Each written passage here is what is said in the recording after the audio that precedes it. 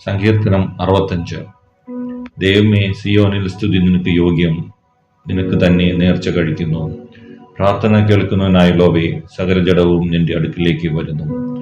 എൻ്റെ അകൃത്യങ്ങൾ എൻ്റെ നേരെ അതീവരമായിരിക്കുന്നു, നീയോ ഞങ്ങളുടെ അതിക്രമങ്ങൾക്ക് പരിഹാരം വരുത്തും.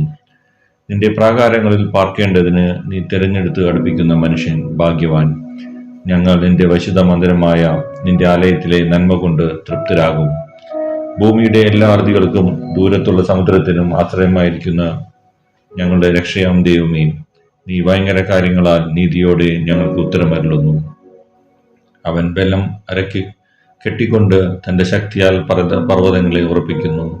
അവൻ സമുദ്രങ്ങളുടെ മുഴക്കവും തിരമാലകളുടെ കോപവും ജാതികളുടെ കലഹവും ശമിപ്പിക്കുന്നു. ഭൂസീമാവാസികളും നിന്റെ ലക്ഷ്യങ്ങൾ നിമിത്തം ഭയപ്പെടുന്നു.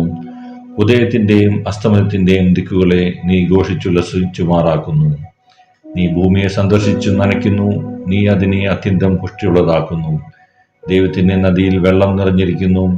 ഇങ്ങനെ നീ ഭൂമിയെ ഒരുക്കി അവർക്ക് ധാന്യം കൊടുക്കുന്നു. നീ അതിന്റെ ഒഴിവുചാലുകളെ നനയ്ക്കുന്നു, നീ അതിന്റെ കട്ട ഉടച്ചു നിരക്കുന്നു.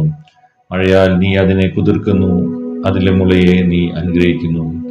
നീ സംവത്സരത്തെ നിന്റെ നന്മ കൊണ്ട് അലങ്കരിക്കുന്നു, നിന്റെ പാതകൾ പുഷ്ടി പൊഴിക്കുന്നു.